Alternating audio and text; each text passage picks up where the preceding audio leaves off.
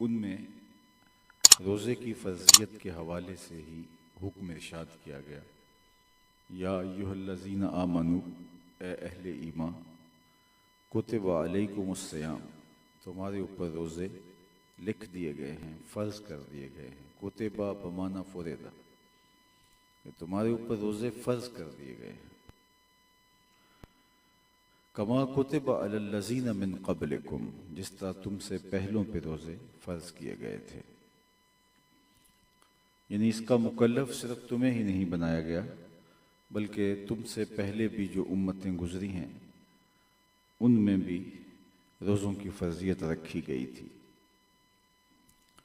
लअल्लकुम तत्तकून, ताकि इत्तिक़ा का जमाल तुम्हें नसीब हो, तक़वे का नूर हासिल हो। रोज़ों की फ़र्ज़ियत के हवाले से बात करने से क़ब्ल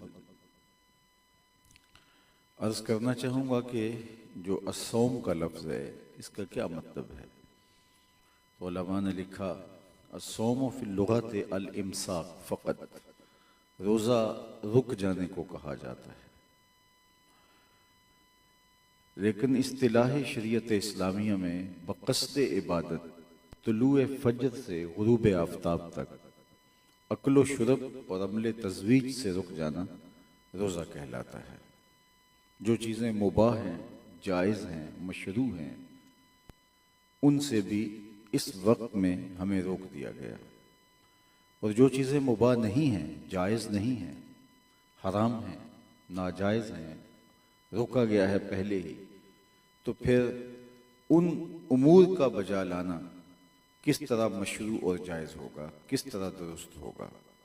यानी रोज़े में तो उन चीज़ों से भी रोक दिया गया जो जायज़ थी, जो मशरू थी, जो मुबाह थी, जिनका बजा लाना महमूद था, और वो चीज़ें जो मुबाह नहीं थी, हराम थी, जायज़ नहीं थी, नाजायज़ थी, महमूद नहीं थी, मज़मूम थी, दुरुस्त नहीं थी, नादुरुस्त थी, तो फिर उनको कैसे बजा लाया जा सकता है। और अगर कोई शख्स इन तीन आमाल से रुक जाता है, अक्ल शुरब से और अमल तज़वीज से, और बाकी उमूर से नहीं रुकता, और वो ये समझता है कि मैंने रोज़ा रख लिया है, तो उसने भूख और प्यास काटी है।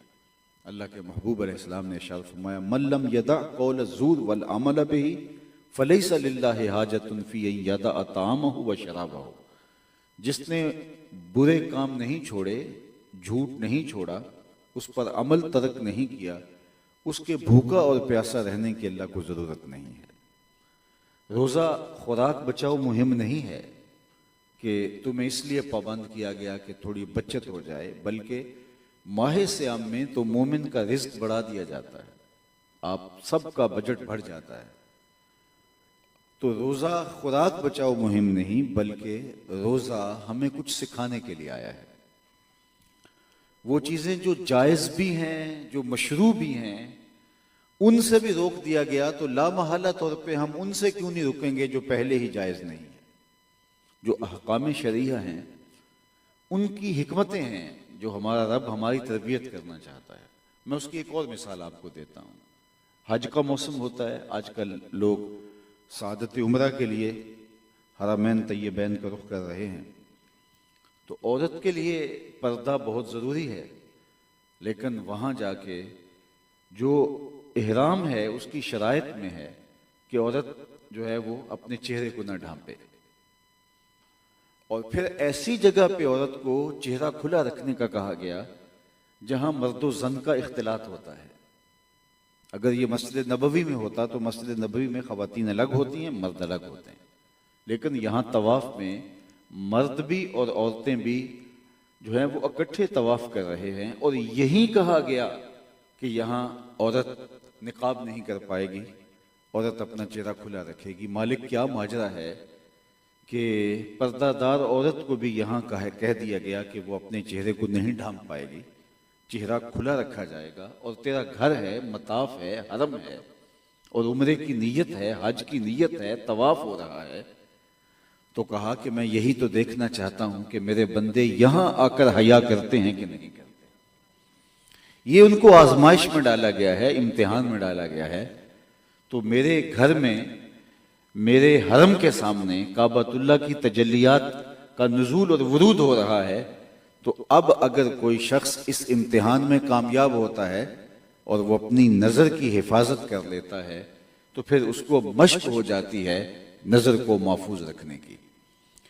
तो ये रोज़ा भूख और प्यास और मुशक्क़तें और तकलीफ़ें काटना, तो ये हमारी मश्क करवाई जाती है कि जब रब के हुक्म से, उसके कहने पे तुम हराम से भी रुक जाओगे, तो जो चीज़ें जायज़ से भी रुक जाओगे, तो जो चीज़ें पहले ही हराम हैं तो उनसे फिर तुम क्यों नहीं रुकोगे। और अगर कोई कहता है कि नहीं, मैं तो खाने पीने से और अमले तज़वीज से बाज आ जाता हूँ, लेकिन बाकी सब उमूर बजा लाऊंगा, तो अल्लाह के महबूब सल्लल्लाहु अलैहि वसल्लम ने फरमाया, उसने सिर्फ भूख काटी है, उसने सिर्फ प्यास काटी है। मकसद रोज़ा को इसी आयत करीमा के आखिर में बयान फरमाया गया। तुम्हारा रब तुम्हें इस भूख और प्यास के जरिए से किसी मकसूद के हुसूल की तरफ लेके जाना चाहता है, वरना माह सियाम में तो तुम्हारा रिज़्क बढ़ जाता है और फिर मुसलसल 15 घंटे 20 घंटे कमो बेश मुख्तलिफ जगहों पे मुख्तलिफ इसके औकात हैं।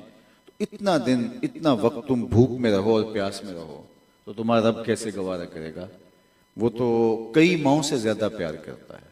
एक माँ गवारा नहीं करती कि उसका बेटा भूख और प्यास में मुब्तला हो, उसकी बेटी भूख और प्यास में मुब्तला हो। माँ तड़प उठती है जब वो बिलकता है बच्चा भूख से, और माँ सारे काम छोड़ के उसकी ग़िज़ाई ज़रूरतों को पूरा करती है। तो जो मालिक 70 माओं से ज्यादा प्यार करता है, वो कैसे गवारा करता है कि मेरा बंदा भूख भी काटे और मेरा बंदा प्यास भी काटे, और सारा दिन धूप में जुलसते हैं और जुबान खुश्क हो जाती है, कांटा बन जाती है, जिस्म में पानी की मिकदार भी कम हो जाती है, और भूख की कुल्फत और तकलीफ अलग है, लेकिन इसके बावजूद वो इस मुशक्कत से गुजरते हैं। तो तुम्हारा रब ये कैसे गवारा कर देता है, जबकि एक माँ गवारा नहीं करती। वो सारे काम काज छोड़ करके वो बच्चे को दूध फराहम करती है, उसकी ग़िज़ाई ज़रूरतों को पूरा करती है। तो इसको समझने के लिए दोबारा माँ की आगोश में आना पड़ेगा। समझने के लिए माँ के मिजाज को समझना पड़ेगा। बच्चा जिसके लिए माँ दुख, तकलीफ़ें, अजियतें, मसाइब, आलाम सब कुछ झेल लेती है, बल्कि माएँ अपनी औलाद का पेट पालने के लिए किसी के घर के मैले बर्तन भी साफ करने पड़े तो वो भी गुरेज नहीं करती। शहर में आकर पढ़ने वालों भूल गए हो किसकी माँ ने कितना जेवर बेचा है। माएँ औलाद के लिए दुख झेलती हैं, तकलीफें गवारा करती हैं, मुशक्कतों से गुजरती हैं, गुलामियां करती हैं लोगों की कि अपनी औलाद की ज़रूरतों की तकमील की जाए। और वो माँ जो इतना प्यार करती है, बेटे की आंख में एक आंसू गवारा नहीं करती, बेटे की एक चीख उसके लिए सुहाने रूह बन जाती है और सारे काम काज छोड़ के उसको दूध फराहम करती है। उसी माँ का बेटा बीमार हो गया और वो डॉक्टर के पास ले गई। उसने जो इलाज तजवीज़ किया उसमें एक कड़वा सिरप भी था। अब बच्चा कम सिने की वजह से उसकी अफादियत को नहीं समझता, माँ उसको पिलाना चाहती है लेकिन वो पी नहीं रहा। तो माँ ने ज़बरदस्ती उसको लटाया, उसका मुंह खोला, उसके अंदर कड़वे सिरप के कतरे टपका रही है। बच्चा चीखे मार के रो रहा है, हाथ पांव मार रहा है, लेकिन वो सिरप जब कामों दहन में टपकता है और उसके मैदे में उतरता चला जाता है तो माँ के चेहरे पे एक अजीब सी तस्कीन आती है। बच्चा रोता भी है, चीखता भी है, माँ तो गवारा नहीं करती थी, और आज वो कड़वा सिरप जिसकी वजह से तकलीफ है, जूं जूं अंदर उतरता चला जाता है, माँ के चेहरे पे तमानियत चली आती है। क्या माँ की ममता खत्म हो गई? माँ का प्यार नहीं रहा? माँ के सीने के अंदर मोहब्बतों की जो कायनात मौजज़न थी, क्या वो मोहब्बतों की कायनात कहीं और चली गई? नहीं। असल यह है कि बच्चा नहीं जानता, माँ जानती है। ये चंद लम्हों की तकलीफ है, उसका नतीजा शिफा की सूरत में बरामद होगा। ये तड़प ले रो ले, माँ की नज़र यहाँ नहीं, माँ की नज़र उसका बरामद होने वाला नतीजा है जो शिफा की शक्ल में जाहिर होगा। जो 70 माओं से भी ज़्यादा प्यार करता है वो जानता है मेरा बंदा भूख और प्यास काट रहा है, लेकिन इसके बावजूद वो गवारा करता है लअल्लकुम तत्तकून, मेरे बंदो इस भूख और प्यास के नतीजे में तुम्हें तकवे का नूर नसीब होगा, तुम्हें इत्तिका का जमाल मिलेगा, तुम मुत्तकी बन जाओगे, तुम परहेजगार बन जाओगे। और ये मकसूद है रोजे का कि रोजे से तुम्हें तकवा नसीब हो। अगर रोजे के नतीजे में तकवा नसीब नहीं हो रहा तो फिर हमें देखना चाहिए कि हम रोजे को उसके आदाब की रियायत के साथ नहीं रख रहे। ये पूरा एक महीना है और एक महीने के अंदर इसका जो नतीजा था वो भरपूर हासिल होना चाहिए। लेकिन अगर 50 साल गुजर गए, 60 साल गुजर गए, हर साल माह सियाम के रोजे भी रखते हैं लेकिन इत्तिका का जमाल नसीब ही नहीं हो रहा, तो फिर हमें देखना चाहिए। हम अगर दुकान बनाएं और एक साल उसके ऊपर बैठे रहें, कोई फायदा ना हो, तो हम कहते हैं कारोबार बदल लेंगे। इतनी मेहनत की, वक्त दिया, लेकिन नतीजे कुछ नहीं है, बल्कि रासुल माल भी सुकड़ता चला जा रहा है। अगर हर आने वाले वक्त के अंदर हमारा तकवा बढ़ने की बजाय, उसमें इजाफा होने की बजाय हमारे अंदर मक्र फरेब पैदा होते हैं, हमारे अंदर बहुत सारी खराबियां पैदा होती हैं, निगाहों में आवारगी चली आ जाती है, सोचों में जो है वो तकद्दुर और जो है वो क्या क्या गलास्तें आना शुरू हो जाती हैं, और वो नूर और वो जमाल जो रोज़े का नतीजा में नसीब नहीं होता, तो हमें फिर यहाँ रुक के देखना पड़ेगा कि रोज़े के मामले में कोई कमी रह गई है, और वो ये कि हमने रोज़े को उसके आदाब की रियायत के साथ नहीं रखा, सिर्फ भूख काटी, सिर्फ प्यास काटी। तो हमारा रब ये चाहता है कि हम रोज़े को उसके आदाब की रियायत के साथ रखें, ताकि उसका अमली नतीजा हमारी ज़िंदगी में और हमारे रोज़ो शब के अंदर जो है वो उतर जाए और हम उसकी बरक़ात से माला माल कर दिया जाए, और हर आने वाला लम्हा हमारे गुजरे हुए लम्हे से बेहतर हो। जिस शख्स के 2 दिन बराबर हैं, फरमाया गया वो हलाक हो गया, कि उसका कल का जो दिन था, आने वाला दिन भी ऐसा ही गुजरा। जिसका गुजरे हुए दिन से आने वाला दिन बेहतर है, तो समझो वो कामयाब और बामुराद हुआ। बढ़ती उम्र के साथ, गुजरते वक्त के साथ, बदलते मौसमों के साथ हमें अपना जायजा लेना पड़ेगा, अपने अंदर उतर के देखना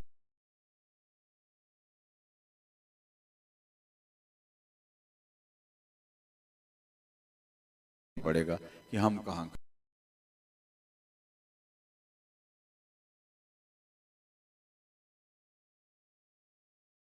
खड़े हैं। तो रोजा हमारे अंदर तकवा पैदा करता है। रोजे का लाजमी नतीजा यह है कि रोजे से तो उसने शहद दिया लेकिन दर्द खत्म नहीं हुआ, बल्कि और बढ़ गया।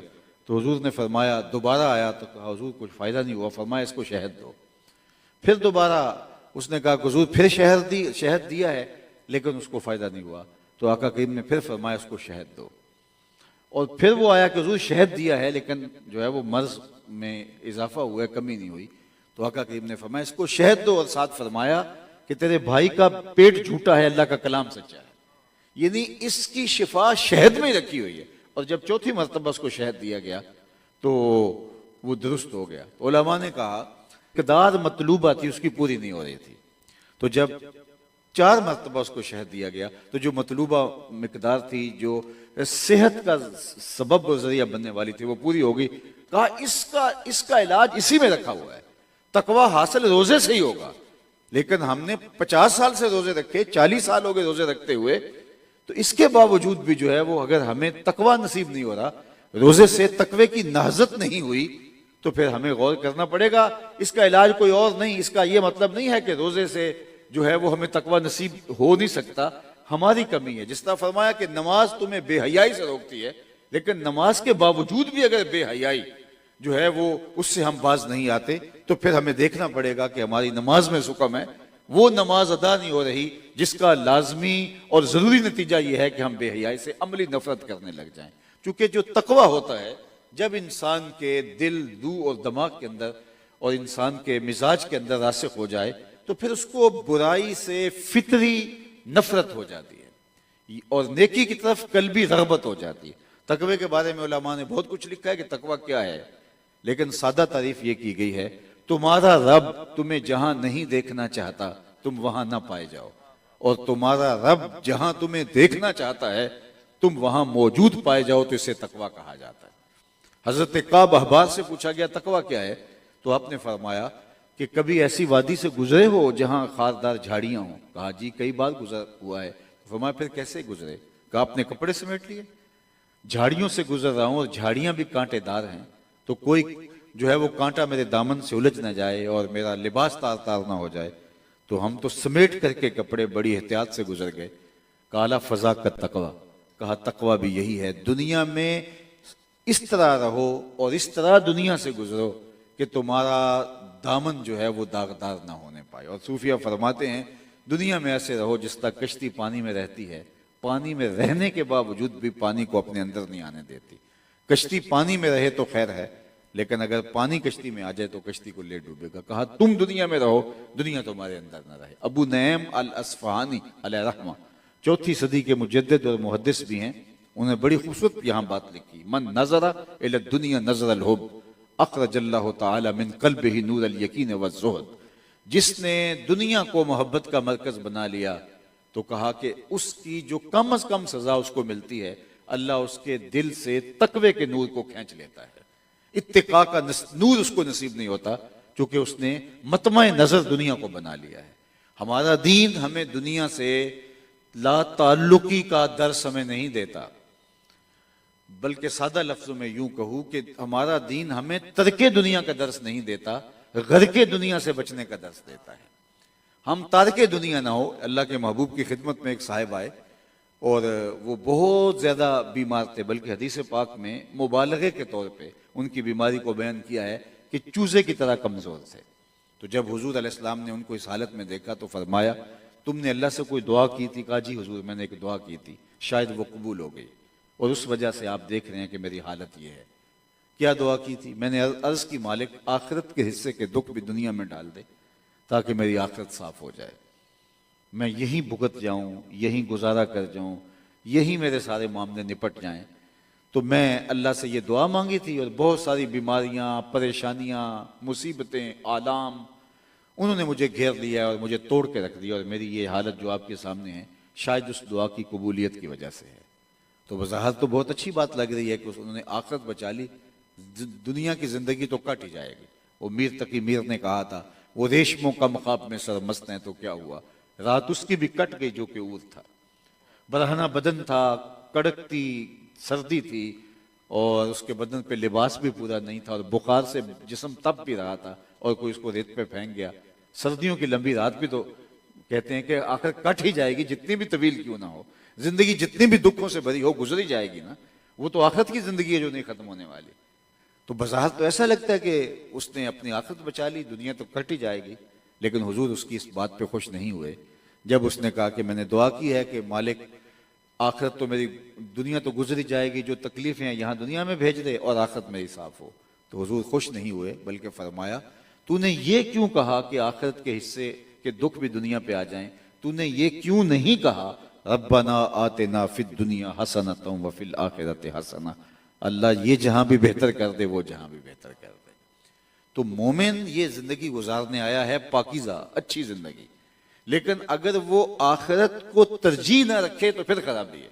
मोमिन की शान बयान की गई है और अल्लाह ताला जल्ला शान हमें ये मिजाज दिया, बल तो सिरून हयात दुनिया वल आखिरतु खैरुम व अबका।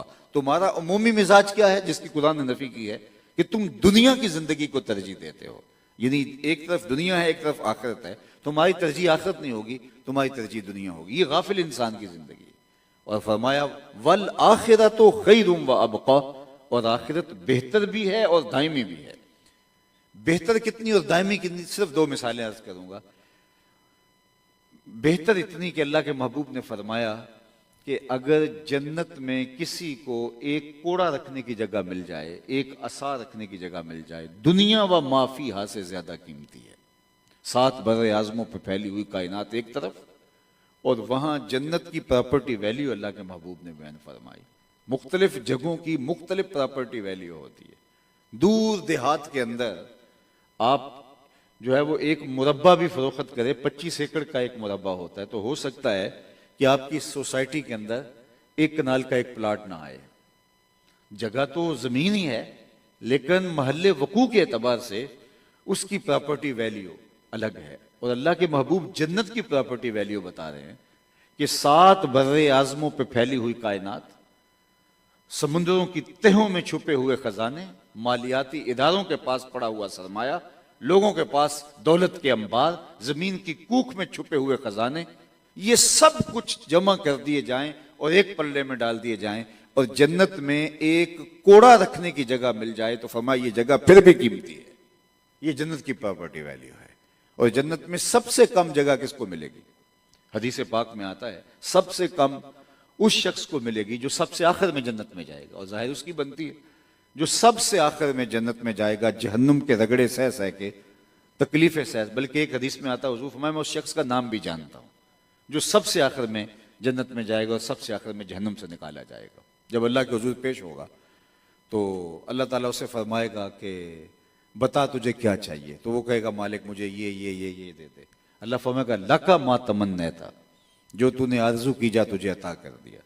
अब उसको तो इतना भी गनीमत होगा कि साया दीवार जन्नत में जगह मिल जाए तो गनीमत है, इराफ में भी जगह मिल जाए तो गनीमत है। इराफ वो जगह है जहां जन्नत वाली सहूलतें नहीं है और जहन्नम वाली सख्तियां नहीं है। ये जन्नत और जहन्नम के दरमियान जगह है। जिस तरह काफिरों के बच्चे वहां रखे जाएंगे, जो बचपन में फोत हुए उन्होंने कुफर नहीं किया, वो इराफ में रखे जाएंगे। तो उसको तो इराफ में भी जगह मिल जाए तो गनीमत है। लेकिन अल्लाह जल्ला शान उसको फरमाएगा अब तू जन्नत में चला जा और तेरे लिए जन्नत में इस दुनिया से 10 गुना जगह है। यानी 7 बर आजम अगर इस दुनिया में है तो 70 बर आजमों के बराबर उस शख्स की प्रॉपर्टी है जो सबसे आखिर में जन्नत में जा रहा है। ये अव्वलीन की बात नहीं है, ये अंबिया औलिया की बात नहीं है। जो इंतहाई गुनाहगार है और रगड़े सह के आया है उसकी प्रॉपर्टी, सही बुखारी की रिवायत है। अल्लाह फरमाएगा कि तू जन्नत में चला जा और तेरे लिए जन्नत में दुनिया से 10 गुना जगह है। तो वो आगे से उसको हैरत का झटका लगेगा और कहेगा अतस्कुर व अंतल मलिक, मेरे रब तू रब हो के मुझसे मजाक कर रहा है। यानी उसको जो है वो लगेगा कि मुझे इतनी जगह, मैं तो दीवार रखते हुए हमसाए के 2 इंच दबा लिया और जहन्नम का हकदार हो गया। मैंने तो नाजायज प्लाट बेच दिए और एक प्लाट को 5 दफा बेच दिया और जहन्नम का हकदार हो गया। तो ये कैसे हो सकता है कि इतनी जगह मुझे दी जाए? तो वो हैरत का झटका लगेगा। अतस्कुर व अंतल मलिक, मेरे रब तू रब हो के मुझसे मजाक कर रहा है। फद्दाहिक नबी हो हत्ता बदत अनियाब हो। ये हुजूर जब बयान फरमा रहे थे तो हुजूर इतना मुस्कराए कि सहाबा ने हुजूर की दाढ़ें देख ली, हुजूर के दांत मुबारक नजर आने लगे कि उसको हैरत होगी कि इतनी जगह। अल्लाह फरमाएगा हाँ तेरे लिए इतनी ही जगह है। ये सबसे पहले सबसे आखिर में जो जन्नत में जाने वाला है ये उसकी जागीरों का आलम है। अल्लाह अकबर। और मुझे बताओ जो जन्नत के मालिक हैं, जन्नत के सरदार हैं, उनकी जागीरों का आलम क्या होगा? सहाबा और अहले बैत की जागीरों का आलम क्या होगा? तो ये है जो वल आखिरत खैर, आगे फरमाया व अबका, और दायमी भी है। यानी ये दुनिया की जिंदगी कितनी है? 60 साल, 70 साल, 80 साल लगा लें। कोई 100 साल का हो जाए तो मुख्तलिफ चैनल्स वाले आ जाते हैं कि बाबा जी आपकी सेहत का राज, वो कहता है मैं लस्सी पीता रहा हूँ, मैं इतना अरसा जो है वो लस्सी पिया, ये मेरी सेहत का राज। तो आजकल तो 100 तक कोई भी नहीं जाता। 60 साल, 70 साल, 50 साल, यही जिंदगी है। ये टोटल जिंदगी है जिस पे गर्रा है, नाज है, और हम समझते हैं कि यहां से कहीं जाना ही नहीं है। और आखिरत इसके मुकाबले में सिर्फ एक दिन आखिरत का जो कुरान ने बताया, मिकदारुहु 50 अल्फ सना, सिर्फ यौम कयामत उसकी मिकदार कुरान ने बताई है 50,000 साल के बराबर। 50 साल के बराबर नहीं, 50-100 साल के बराबर भी नहीं, 50,000 साल का एक दिन, और यहां सारी जिंदगी 60 साल की। तो मुझे बताइए कि आखिरत का दुनिया का मुआवजा क्या हुआ? सहरा में पड़े हुए एक जर्रे के बराबर जो है वो दुनिया की हैसियत बचती है। समंदर के मुकाबले में एक कतरे की हैसियत बनती है दुनिया की। और ये 60 साल भी कौन सी हम ऐशो इशरत से गुजारते हैं। 60 साल के अंदर 8 घंटे रोज सोए तो 24 घंटों में तीसरा हिस्सा तो निकल गया, 20 साल तो ये निकल गए। अगर हम 60 साल भी गुजारते हैं सेहत के साथ, तो फिर भी हम उसमें से 60 सालों में से 20 साल सोते हैं, बाकी 40 साल हमारे पास रह गई। उसमें कुछ बचपन की मदहोशियां हैं, कुछ बुढ़ापे के धक्के हैं। और रोजाना का 1 घंटा भी वॉशरूम में, वो कोई जिंदगी तो नहीं हमारी होती, तो वो 1 घंटा तो 3 साल ये निकलते हैं। मेरे एक दोस्त ने मुझे हिसाब करके बताया कि टोटल जो जिंदगी बचती है जो हम गुजार रहे होते हैं, अगर 60 साल जिंदगी है तो फिर 20 साल, उसने कहा 17.5 साल, उसने काफी चीजें डाली कि ये भी निकलती है, ये भी निकलती है। अगर टेंशन डालने तो फिर बचते ही कुछ नहीं। तो अगर गुजारते भी हैं तो 20 साल लगा लें, 25 साल लगा लें, ये टोटल जिंदगी है। वो आप जानवर खरीदते हैं कुर्बानी का, तो आप और मैं खुश होते हैं कि ये 3 मन का है, 4 मन का है, लेकिन जब गोश्त होता है तो वो साफी गोश्त जो है वो 1 मन निकल रहा होता है। कोई छंतड़ियों में चला गया, कोई सारा पाँव में चला गया। ये कहते हैं 41% गोश्त होता है, बाकी अलाइशों के अंदर निकल जाता है। तो जो साफी जिंदगी है वो यही 60 साल की जिंदगी है, तो बाकी बची 20 साल जिंदगी। ये टोटल जिंदगी है जिस पे हम समझते हैं कि बस हम पक्के डेरे लगा रहे हैं। हज़रत मूसा अलैहिस्सलाम के ज़माने में एक बूढ़ी आई और उसका बेटा 100 साल की ज़िंदगी गुजारने के बाद इंतकाल कर गया, तो वो कहने लगी कि इसको जिंदा कर दें। तो हज़रत मूसा ने कहा कि इसने काफ़ी ज़िंदगी गुजारी, कभी 100 साल का ही तो था। तो कहा इसके बाद एक उम्मत आने वाली है जिनकी उम्र 60 और 70 साल के दरमियान होंगी। तो उस बुढ़िया ने हज़रत मूसा अलैहिस्सलाम से पूछा, अच्छा फिर वो मकान बनाएंगे रहने के लिए? अगर इतनी थोड़ी जिंदगी है तो वो क्या मकान बनाएंगे? तो कहा ऐसे कि तुम सोच भी नहीं सकती हो। अल्लाह अकबर। तो ये टोटल जिंदगी जिस पे हमें कर रहा है, और आखिरत का एक दिन जो है वो 50,000 साल का। और जन्नती जन्नत में चले जाएंगे, हदीस पाक में आता है, और जहन्नमी जहन्नुम में चले जाएंगे, ये भी बुखारी की रिवायत है। और जन्नती जन्नत में जाके एक महूम से खदशे पे होंगे कि कहीं मौत ना आ जाए, और जहन्नमियों के दिल में एक उम्मीद होगी कहीं मौत आ जाए तो जान छूटे। लेकिन फिर मेंढे की शक्ल में मौत को लाया जाएगा और ज़बह कर दिया जाएगा। जन्नती जन्नत से और जहन्नमी जहन्नुम से देख रहे होंगे। तो जब मौत को ज़बह कर दिया जाएगा तो जन्नती इतने खुश हो जाएंगे कि अगर मौत को मौत ना आई होती तो ये खुशी से मर जाते। और जहन्नुमी इतने दुखी होंगे जब मौत को मरता हुआ देखेंगे कि अब तो जान भी नहीं छूटेगी, तो वो इतने दुखी होंगे, अगर मौत को मौत ना आई होती तो वो सदमे से मर जाते। लेकिन मौत को अब मौत आ चुकी है, फिर ऐसी जिंदगी शुरू हुई जो खत्म ही नहीं होने वाली। और हम समझते हैं कि शायद हम यहाँ सादी फरमाते हैं कि जाओ, तुम समझते हो दुनिया के ऊपर हम जीने के लिए आए हैं, जाओ कब्रिस्तानों में जा के देखो कैसे कैसे हसीनों की मट्टी खराब हो रही है। जो अपने आप को नागुज़ीर समझते थे, वो समझते थे कि दुनिया का पहिया हमारे साथ घूमता है, इस कायनात का नज़म हम चला रहे हैं, लेकिन आज उनके कफन भी तार तार हो गए। तो मुझे और आपको अपनी इस मुख्तसर जिंदगी को, वल आखिरतु खैरुम व अबक़ा, जो आखिरत की जिंदगी है, फरमाया वो बेहतर भी है और दायमी भी है। इसलिए खुश नसीब वो हैं जो अपने माद को, अपनी आखिरत को, अपने माले कार को संवारते हैं। खंदक होते सहाबा पर जब हुजूर को प्यार आया और हुजूर का इतना दिल उन पर को दुआ देने के लिए आया, तो क्या दुआ दी? अल्लाहुम्मा इन्नल ऐशा ऐशुल आखिरा फग़फ़िर लिल अंसार वल मुहाजिरा। ए अल्लाह, जिंदगी तो आखिरत की जिंदगी है, मेरे अंसार को भी बख्श दे, मेरे मुहाजिरों को भी बख्श दे। तो खुश नसीब हैं वो लोग जो इस्लाम ने कितना खूबसूरत निज़ाम हमें दिया है। नमाजों का निज़ाम है, हज का निज़ाम है, ये रोज़े का निज़ाम है। रोज़े में हम अल्लाह से कितने नेड़े हो जाते हैं, कितने करीब हो जाते हैं, और जन्नत के दरवाजे खोल दिए जाते हैं, जहन्नुम का दरवाज़ा बंद कर दिया जाता है, सारे दरवाजे जहन्नुम के बंद कर दिए जाते हैं। वसुलसिलत शयातीन, शयातीन जकड़ दिए जाते हैं। हम जब माह सियाम के अंदर भी जो नेकी की तरफ आते हैं तो ये शैतान के बंद जाने की वजह से होता है, लेकिन इसके बावजूद भी गिरानी होती है, इसके बावजूद की वजह से झूठ का बाजार गर्म होता है, बहुत सारी बुराइयां होती हैं। ये नफ्स के मौजूद होने की वजह से। शैतान तो बन जाता है लेकिन नफ्स तो हमारे साथ जुड़ा है। नफ्स पलीत पलीत चकीता असी असल पलीत तना से। इस नफ्स ने हमें आदी बना दिया हुआ है गुनाहों का, और इस नफ्स की तहजीब भूख से होगी। भूख से कैसे होगी? अल्लाह के महबूब सल्लल्लाहु अलैहि वसल्लम ने फरमाया, या माशर शबाब मन इस्तता मिनकुमुल बाअ फल्यतज़व्वज फ़इन्नहु अग़द्दु लिलबसर व अहसनु लिलफ़र्ज फ़मन लम यस्तति फ़अलैहि बिस्सौम फ़इन्नहु लहु विजा। ए जवानों के घरों, अगर तुम में से कोई निकाह कर सकता है तो ताख़ीर ना करे, क्योंकि ये नज़र का भी मुहाफ़िज़ है और पारसाई का भी मुहाफ़िज़ है। और अगर तुम में से किसी को सरे दस्त निकाह करने की जो है वो अहलियत नहीं है, माली परेशानियां हैं, मसाइब हैं, निकाह नहीं कर पा रहा, तो वो कसरत के साथ रोजे रखे। इसलिए कि रोजे फरमाया काते शहवात हैं, शहवाते नफसानियां को जो भूख कंट्रोल करती है वो कोई और दूसरी शय कंट्रोल करने वाली नहीं है। अल्लाह अकबर। हजरत शेख फरीदुद्दीन अत्तार ने यहाँ कलम तोड़ दिया, और शेख फरीदुद्दीन अत्तार वो हैं कि इकबाल ने जिनको अपना मुर्शिद माना है, मुल्ला जलालुद्दीन रूमी को, तो वो मौलाना रूम हजरत शेख फरीदुद्दीन के बारे फरमाते हैं, हफ्त शहर इश्क रा अत्तार गश्त माँ हनूज अंदर खमे या कूचाएम। इश्क के सातों शहर हजरत फरीदुद्दीन घूम चुके हैं और हम पहले शहर की पहली गली के कोने पे खड़े हैं। तसव्वुफ का इतना रफीउल मर्तबत शख्स, वो फरमाते हैं नफ्स नतवा कुश्त इल्ला बासे चीज, नफ्स नहीं मरता लेकिन 3 हथियार अगर तुम्हारे पास हो तो फिर इसको कंट्रोल में किया जा सकता है।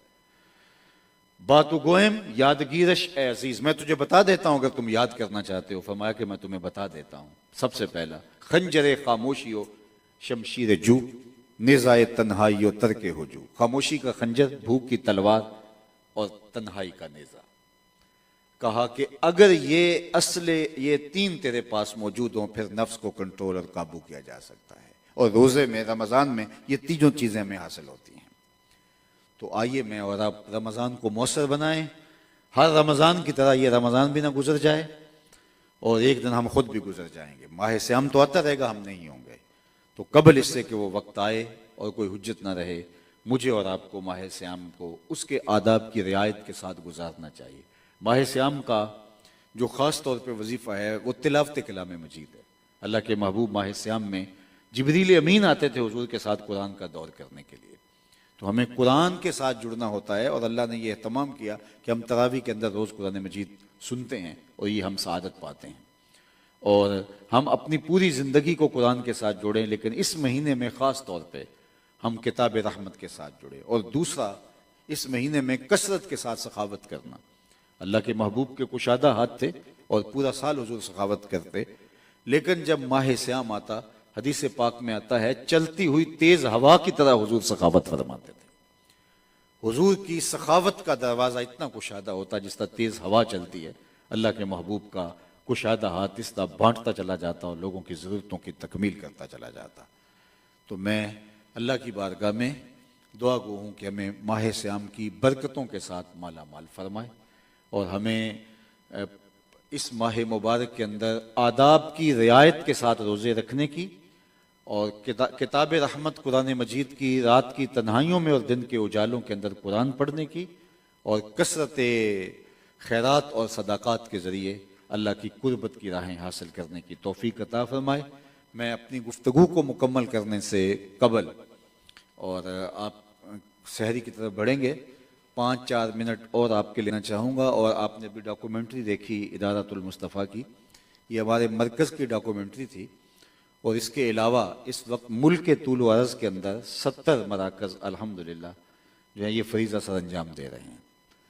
ये वो उलमा तैयार कर रहे हैं कि जो दीनी और असरी उलूम के हामिल होंगे और आने वाले दौर की ज़रूरतों को पूरा करने की सलाहियतें रखेंगे, जिनका दिल भी और दिमाग भी रोशन हो और वो खुददारी के साथ दीन के काम को मिंबर व महराब की जीनत बन के और इस जुल्मत ज़दा मुआशरे के अंदर चिराग बन के नूर, फैज़ और रोशनियाँ बांटेंगे। मैं नहीं कहता अभी कोई बात, लेकिन जो दूर अंदेश लोग हैं वो ये वकी काम जो हो रहा है अल्लाह के फजल से इदारतुल मुस्तफ़ा का, जो दूर अंदेश समझदार और संजीदा लोग हैं और चीज़ों को जो है वो दिक्कत निगाह से देखने की आदत रखते हैं, वो आज ही नतीजा इसका जो आने वाला है। इकबाल ने कहा था ना कि मैं उन फूलों की भी खुशबू सूंघ चुका हूं जो भी शाख से फूटे भी नहीं है। तो जो संजीदा और दूर अंदेश लोग हैं वो तो समझते हैं कि ये वकी काम क्या है, लेकिन मैं, चूंकि हमारे मुआशरे में उसकी तादाद बहुत कम है, लेकिन मैं कहता हूं कि 20-25 साल के बाद इंशाअल्लाह अज़ीज़ जो हमने तरीक वज़ा किया है और जिस नहज पे एक मुसलसल, संजीदा, मतीन और पायदार काम की बुनियाद रखी है, तो इंशाअल्लाह मुझे उम्मीद है कि 20-25 साल के बाद लोग झोलियां फैला के हमें दुआएं देंगे।